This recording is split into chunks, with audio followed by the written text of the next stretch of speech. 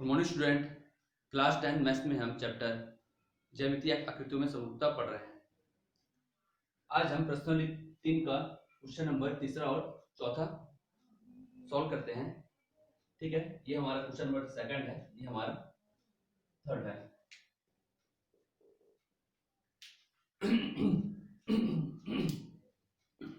यहाँ पर हमको x का मान निकालना है, यहाँ पर y का मान निकालना है, ये z है, इसका एंगल निकालना है। सबसे पहले हम दोनों त्रिभुज में समरूप भुजाएं कौन सी है या संगत भुजाएं कौन सी है, ये हमको फाइंड करना है। ये दोनों तो समरूप है ही, संगत भुजा फाइंड करना है। तो संगत भुजा के लिए यह हमारा 90 एंगल, तो यह क्या होगा, कर्ण होगा। यह 90 एंगल, तो यह हमारा कर्ण होगा। वैसे ये 30 एंगल है, तो यहाँ पर 30 एंगल हमको यहाँ पास प्राप्त होगा। ये हमको 30 एंगल प्राप्त होगा। क्यों? क्योंकि ये 90 ये 30 है। ठीक है, यहाँ पास ये हमारा 60 एंगल होगा। त्रिभुज के तीनों कोण का योग 180 होता है। 90 प्लस 60, यदि हम इसके लिए मान निकाले तो 90 प्लस 60, तो यदि z का मान यदि हम निकालना चाहते हैं तो हमारा z इक्वल टू मिलता 1। तीनों कोण का योग 90, 60 और ये आपका z का है, तो वैल्यू क्या होता है हमारा z इक्वल टू 180 माइनस 150। दोनों को जोड़कर इस पर पक्षांतर करने पे 150 होता है। z इक्वल टू हमको प्राप्त होता है 30। ठीक है, x का मान निकालने के लिए संगत भुजा का अनुपात लेंगे। इसकी संगत भुजा और ये होगा, क्यों? क्योंकि यह 30 एंगल के सामने वाली भुजा 5 है और इस 30 एंगल के सामने वाली भुजा x है। तो x बटा 5 बराबर हमारा जो ज्ञात वैल्यू है 2 क्या होगा, 14/10।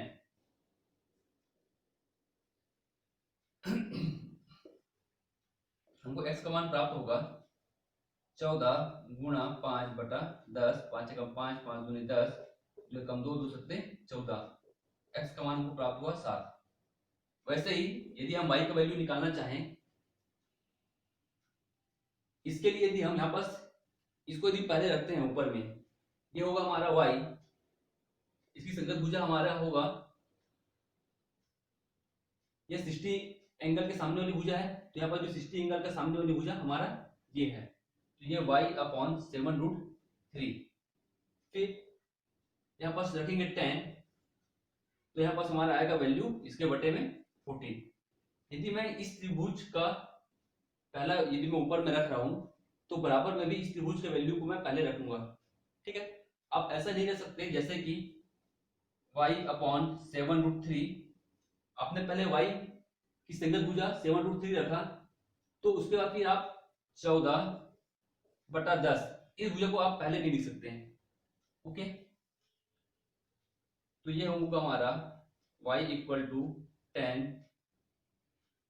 7√3/14, ये होगा 2 5 7 एकम 7, 7 दूनी 14, 2 एकम 2, 2 पंचे 10। y का मान आया 5√3। यहाँ पर ये डबल कोण के में यहाँ पास दो कोण बना हुआ है, यहाँ पास भी इस प्रकार का साइन बना हुआ है कोण में। इसका तात्पर्य है कि ये दोनों कोण आपस में बराबर है। ये दोनों कोण बराबर हैं, तो सामने वाली भुजा भी संगत भुजाएं होंगी। ठीक है, हमको मान निकालना है। पहले यदि x का मान निकालेंगे तो x का संगत भुजा तो हमारा 27 है, और दूसरा हम निकालते हैं ये संगत भुजा बटा ये संगत भुजा। ठीक है, तो 18/15। इस त्रिभुज में देखिएगा कि ये दोनों भुजाएं आपस में बराबर है, ये भुजा और ये भुजा बराबर है, और ये जो भुजा है ये आपस में संगत है। ठीक है, संगत भुजाएं हैं। तो यहाँ पास x का मान यदि हम निकाले तो हमको मिलेगा, पहले इसको काट देते हैं, 3 पंचे 15, 3 छक्के 18, और फिर हमको यहाँ मिलेगा x इक्वल टू 6 इंटू 27/5। ठीक है, x का मान हम निकालेंगे 5 एकम 5, पहले हम इसको यदि गुणा कर दें तो हमको मिलेगा 6 सत्ते 42 का 2, हासिल आई 4, 6 दूनी 12, 12 4 16/5। ठीक है, x इक्वल टू मिलेगा 5 3 15, सिलाई 1, 5 दूना 10 दशमलव 5 चौक 20, 32.4। वैसे ही y का मान निकालना है तो y इसकी संगत भुजा हमारा ये है, और हम जो हमको ज्ञात वैल्यू है, ज्ञात वैल्यू क्या है 18/15, 3 छक्के 18, 3 पंचे 15, y को हमको मिलेगा 6/5 गुणा 18, 18 छक्के 108/5, तो y को मिलेगा 5 एकम 5, 5 दूनी 10, फिर 5 एकम 5, 80 लाई 3, 5 छक्के 30, 21.6। ठीक है, जेड का वैल्यू आप निकालिएगा।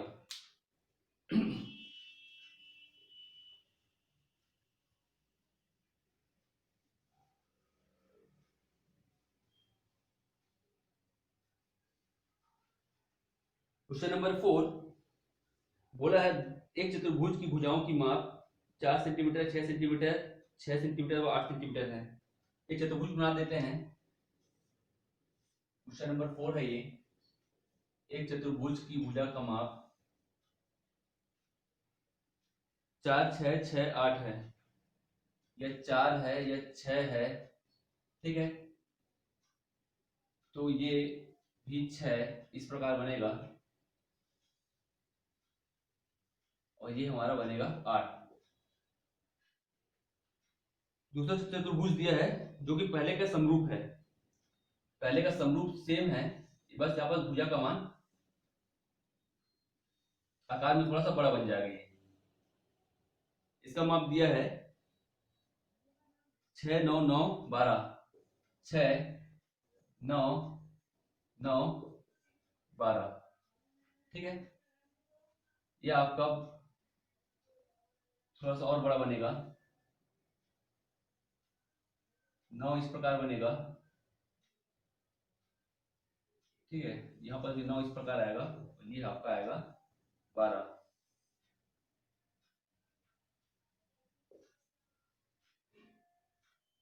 स्केल गुणांक का मान क्या होगा? स्केल गुणांक का मान निकालने के लिए आप पहला हमको बोला है स्केल गुणांक, बड़े त्रिभुज की भुजा का अनुपात बटा छोटे त्रिभुज की भुजा का अनुपात आप ले सकते हैं। बड़े त्रिभुज के लिए अगर हम लेना चाहें तो बड़े बहुभुज के लिए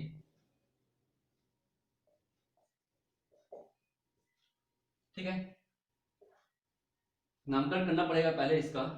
ये हमको देते हैं नाम A B C D, यहाँ पर देंगे नाम A dash B dash C dash और ये D dash.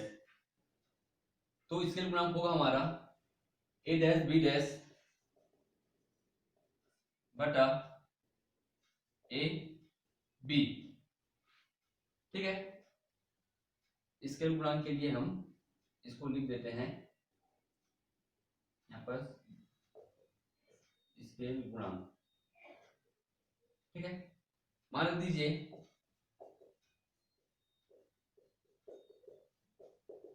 A dash B dash का मान है 9 और AB का मान है 6। Okay, A dash B dash और ये हुआ आपका AB। तो 2, 3 दूनी 6, 3 तिया 9, हमको क्या मिलेगा? यहाँ पर हमको मिला A डैश B डैश बराबर 3/2 गुना AB, या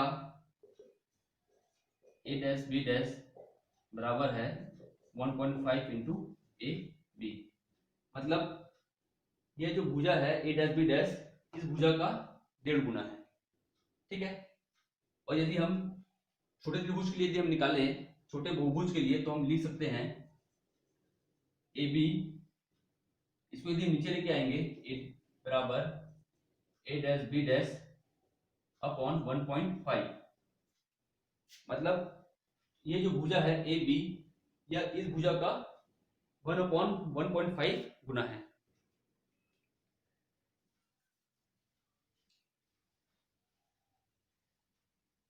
दोनों चतुर्भुज का परिमाप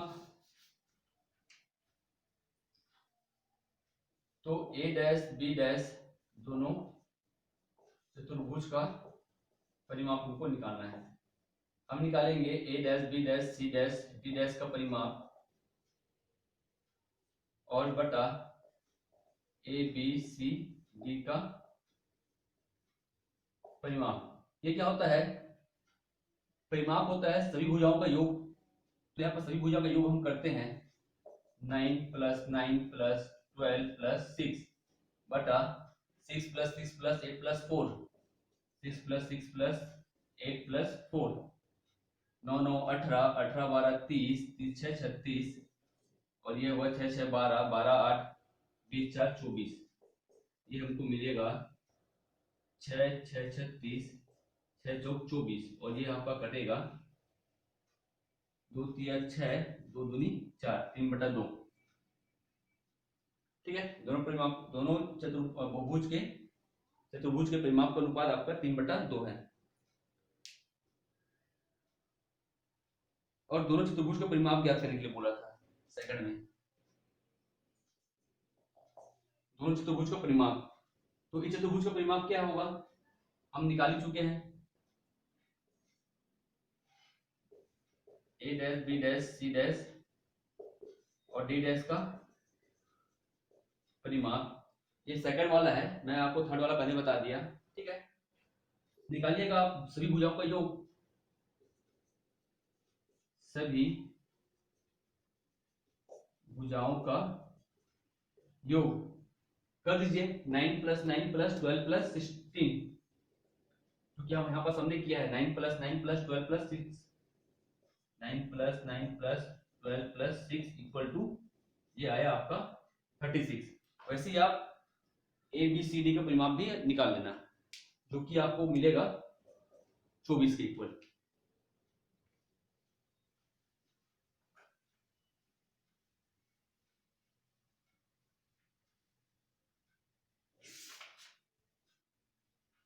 क्वेश्चन नंबर 5 बोला है दो बहुभुज सर्वांग सम है तो क्या समरूप होंगे। दो बहुभुज यदि मैं लेता हूं यहां पास पांचवा का पहला वाला यदि हम देखते हैं, दो बहुभुज मतलब यहां पास ले लेते हैं त्रिभुज, ये बोला है सर्वांग सम है,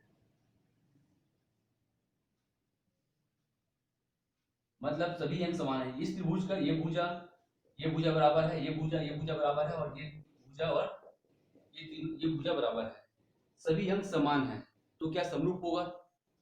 जाहिर सी बात है होगा, क्योंकि सर्वांग सम है। इसका हम पहले बोल सकते हैं कि इसका नाम देंगे हम ए बी सी, इसका नाम देते हैं पी क्यू आर। तो हम क्या कह सकते हैं, त्रिभुज ए बी सी, ये तो हमको पहले दिया है सर्वांग सम है त्रिभुज पी क्यू आर के, तो इसकी जो संगत कोण होगा वो बराबर होंगे। त्रिभुज ए बी सी सर्वांग सम है त्रिभुज पी क्यू आर का, तो हम लिख सकते हैं कोण ए बराबर कोण पी, कोण बी बराबर कोण क्यू, कोण सी बराबर कोण आर, और संगत भुजाओं का अनुपात भी बराबर होगा। यहां पास हम लिखेंगे ए बी बराबर पी क्यू बराबर, ठीक है,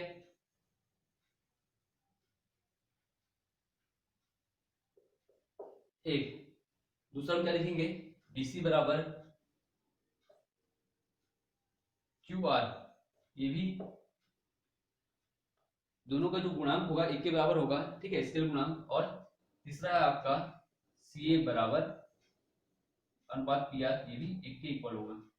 तो ये दोनों त्रिभुज समरूप त्रिभुज होंगे, क्योंकि समरूप त्रिभुज यदि हैं, हमारा क्या होता है कि समरूप त्रिभुज वो त्रिभुज होते हैं जिसकी संगत भुजाओं का जो संगत कोण क्या होता है बराबर होता है।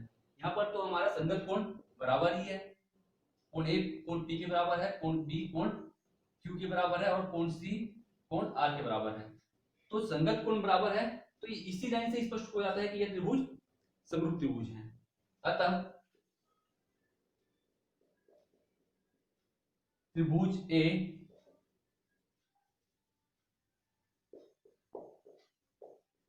बी सी और समरूप है सर्वांश समरूप है त्रिभुज पी क्यू आर के। ठीक है, ये हमको प्रश्न में दिया है, ये हमको बताना था, ये हमने बता दिया। कारण क्या है कि संगत कोण बराबर है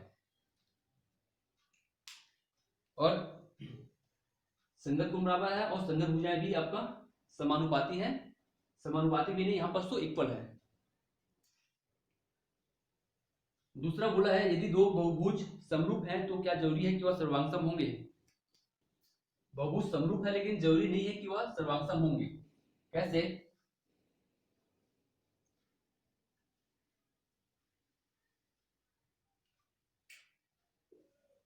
ये मैंने बड़ा त्रिभुज ले लिया, ये दे दिया नाम इसका P, इसका नाम दे दिया Q, इसका नाम दे दिया R। अब मैं ये कहता हूं कि चलो ठीक है, दोनों का कोण तो चलो बराबर है, कोण A बराबर कोण P, कोण B बराबर कोण Q और कोण C बराबर कोण R है। ठीक है, चूंकि यह त्रिभुज समरूप है इसलिए संगत कोण बराबर होंगे। जो मैं बोल रहा हूं वो सब आप कॉपी में लिखेंगे। ठीक है, ये दो त्रिभुज समरूप होंगे तो इसके संगत कोण भी क्या होंगे, बराबर होंगे। लेकिन त्रिभुज ABC और त्रिभुज PQR समरूप हैं तो इसके संगत कोण बराबर होंगे। लेकिन संगत भुजा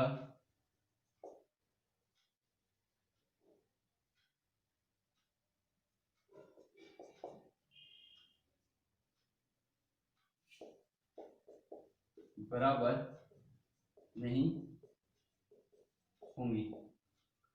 ठीक है, संगत भुजा का जो अनुपात है AB बटा PQ यह समानुपाती हो सकता है लेकिन आपका बराबर हो यह जरूरी नहीं है। ठीक है, जैसे कि समानुपाती का तात्पर्य है, मान लीजिए ये 2 है, ये उसका डबल है, 4 ले लेंगे। ये भी यदि 2 है, चलो इसको मैं 3 मान लेता हूं तो ये कितना हो जाएगा, 6 हो जाएगा। यदि इसको मैं 4 मानता हूं तो ये कितना हो जाएगा, 8 हो जाएगा। इसका अनुपात यदि मैं लेता हूं, इस भुजा का बटा ये भुजा का अनुपात लेता हूं मैं, AB बटा PQ यदि मैं लेता हूं, AB का मान है आपका 2, PQ का मान है आपका 4, तो 2 एकम 2, 2 दूनी 4। इस AB बटा PQ का मान कितना है, अनुपात 1/2 आया। ठीक है, लेकिन यहां पर सब देखिएगा AC बटा PQ R लूंगा, AC बटा PR ले लिया, AC का मान है, PR का मान है 8। तो इससे हम कह सकते हैं कि संगत भुजा जो है, संगत भुजा का अनुपात क्या है, समानुपाती है। ठीक है, AB और PQ का अनुपात, AB और PQ का अनुपात 1/2 है। वैसे ही आपका AC और PR का अनुपात, AC और PR का अनुपात भी 1/2 है, मतलब संगत भुजाएं समानुपाती है। इससे हम और क्या निकाल सकते हैं, AC by PR 1/2 हमने निकाला, तो हम यहां पर लिख सकते हैं AC जो आपका PR जो है 2 गुणा AC होगा, मतलब PR भुजा, ये जो PR जो भुजा है या AC भुजा का क्या है, का दुगुना है। यहां पर से स्पष्ट भी है, 8 बराबर 2 गुणा 4। तो यह जो है आपका, यदि त्रिभुज समरूप है तो जरूरी नहीं कि वो सर्वांगसम होंगे। ओके।